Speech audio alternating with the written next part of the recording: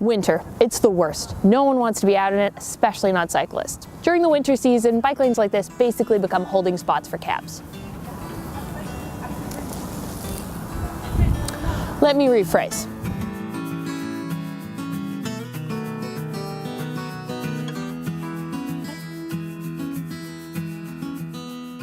Despite our winter weather, every city retains some of its cyclists during the winter. But why is that?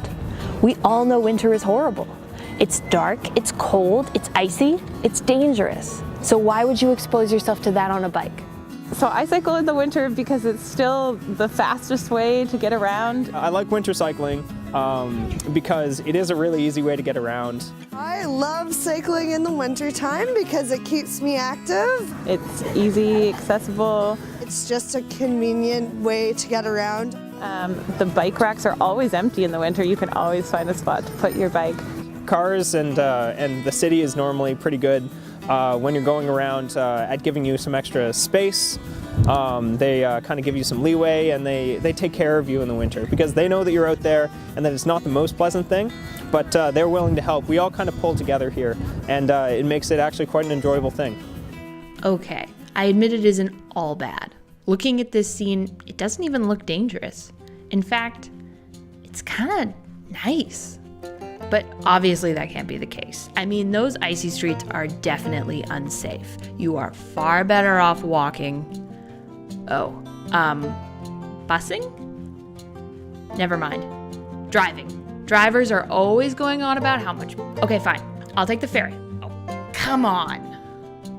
Winter streets can be difficult for all modes of transportation, but that doesn't have to stop you from cycling. Winters in Canada can be challenging, but gosh damn it, we're Canadians. We live for this.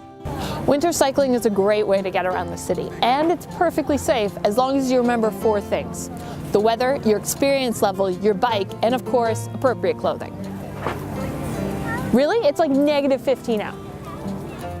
Like any winter travel mode, you need to consider the weather. Winter cycling is not a time to prove how tough you are.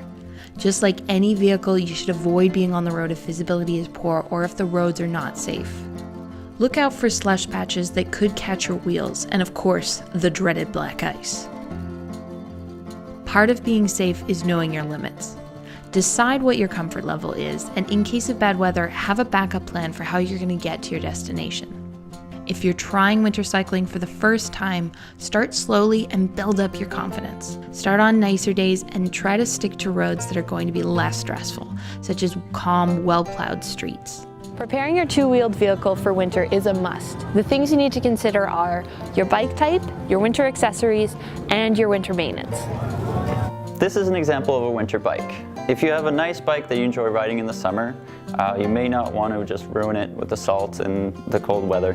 This is a bike that's really cheap, and it's cheap to maintain. There's not much going on.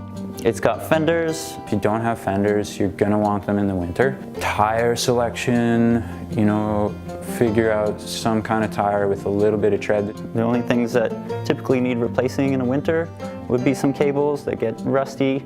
The other big thing for me is just like cleaning my brake surfaces. Your brakes like well tuned up and snappy, because they might feel snappy now, but in the winter conditions, they're gonna not be so hot. Maybe bring your bike into a shop and get it checked out and just see if there are any mechanical recommendations or anything like that that could optimize your ride.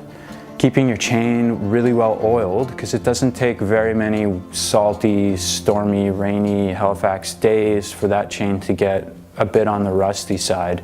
Simplicity is kind of helpful with a winter bike. The less things that are there to get rusty and go wrong, the better. So that's how you prepare your bike for winter travel. But how do you prepare yourself? Here are some winter cycling must-haves. First of all, your head.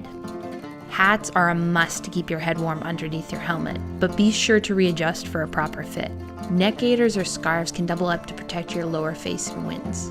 Probably the most important accessory is gloves. You'll need warm, waterproof gloves that you can still operate your brakes with. If your hands get too cold, they can't react as fast, which means you can't brake as fast, which is a major safety hazard when cycling. If you can't feel your hands, it's time to get off the road.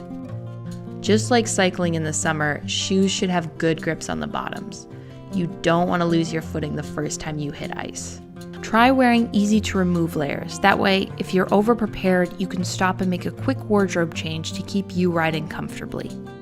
So if you want to continue cycling into the winter, just remember these tips and keep on riding even after the snow comes. You don't have to give up cycling if you don't want to. Yes, it can be scary, but so can just about anything in the winter if you don't prepare for it. Now, however you get around, just remember winter cyclists do exist.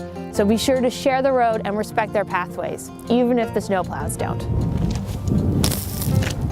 But that's a video for another day.